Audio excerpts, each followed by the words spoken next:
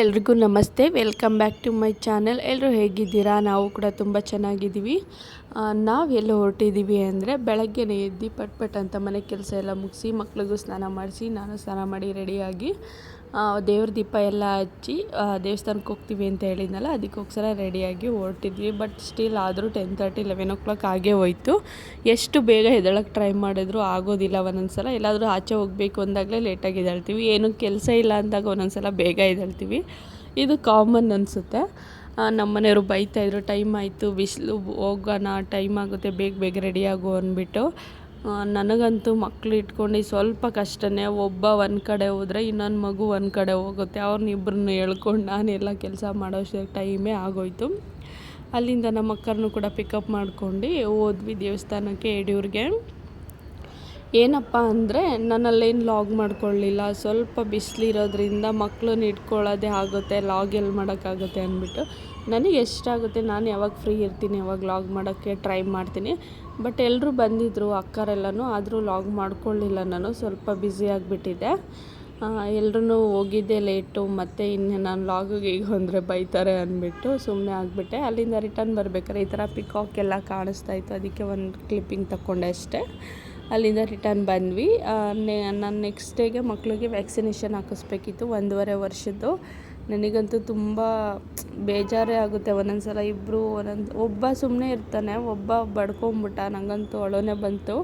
ಮಕ್ಕಳು ಈ ಥರ ನೋವು ಪಡೋದು ನೋಡೋಕ್ಕಾಗೋದಿಲ್ಲ ಅಲ್ವಾ. ಬಟ್ ಇದು ಇಂಪಾರ್ಟೆಂಟ್. ವ್ಯಾಕ್ಸಿನೇಷನ್ ಎಲ್ಲ ನಾವು ನೆಗ್ಲೆಕ್ಟೇ ಮಾಡೋಂಗಿಲ್ಲ, ಮಕ್ಕಳಿಗೆ ಹಾಕಿಸ್ಲೇಬೇಕು. ಅದಕ್ಕಾಗಿ ಕಷ್ಟನೂ ಸುಖನೂ 5 ನಿಮಿಷ 10 ನಿಮಿಷ ಅಳ್ತಾರೆ. ಬಟ್ ಏನು ಮಾಡೋಕ್ಕಾಗಲ್ಲ, ಹಾಕ್ಸೋಣ ಅಂದ್ಬಿಟ್ಟು ಕರ್ಕೊಂಡೋಗಿದ್ದೆ.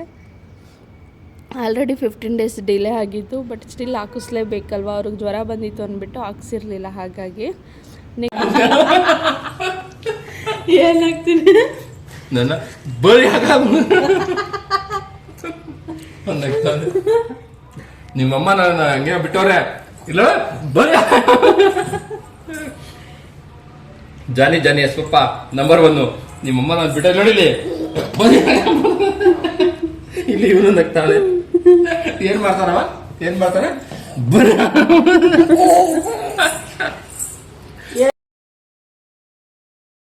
ಇಲ್ಲ ನೋಡಿ ಮಗ ನಿಮ್ಮಮ್ಮ ನಾನು ಬಿಟ್ಟವ್ರೆ ಏನ್ ಮಾಡ್ತೀನಿ ನಿಮ್ಮಮ್ಮ. ನೀನ್ ಎದುರಿಸ್ತೀಯ ಜೊತೆ ಸೇರ್ಕೊಂಡು, ನೀನ್ ಎದುರಿಸ್ತೀಯ ನನ್ನ ಜೊತೆ ಸೇರ್ಕೊಂಡು, ನೀನ್ ಎದುರಿಸ್ತೀಯ ನನ್ನ ಜೊತೆ ಸೇರ್ಕೊಂಡು ಬಲಿ ಹಾಕ್ಬಿಡ್ತೀನಿ ಒಬ್ಬೊಬ್ರು. ನಾನಲ್ಲಿ ಅಮ್ಮಗೆ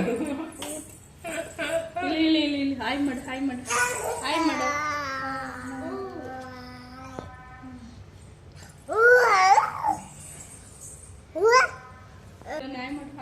ಹಾಯ್ ಮಾಡವ ಬೆಳಗ್ಗೆ ಪ್ಲೇನ್ ಕಿಸ್ಕೊಬಿಡು ಅಂದ್ಬಿಡು.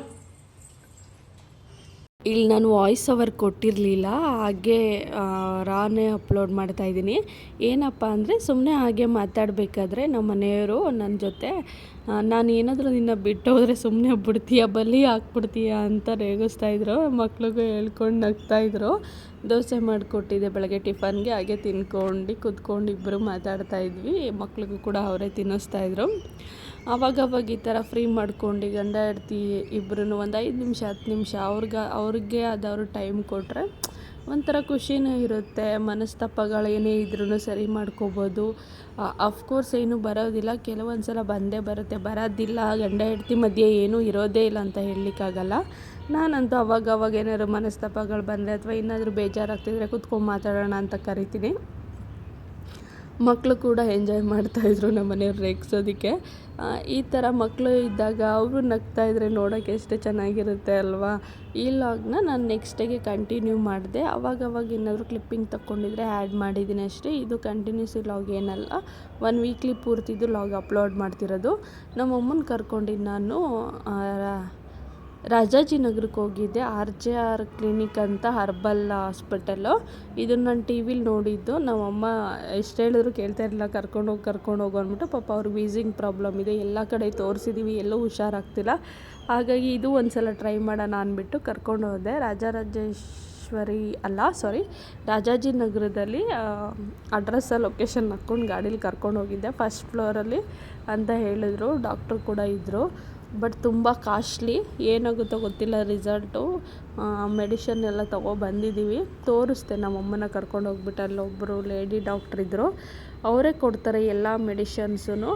ಆಮೇಲೆ ಎಲ್ಲದಕ್ಕೂ ನೋಡ್ತಾರಂತೆ. ನಾನು ಕರ್ಕೊಂಡೋಗಿದ್ದು ಅಸ್ತಮ, ಅಂದರೆ ನಮ್ಮಮ್ಮಂಗೆ ವೀಸಿಂಗ್ ಪ್ರಾಬ್ಲಮ್ ಇದೆ, ಅದಕ್ಕೋಸ್ಕರ.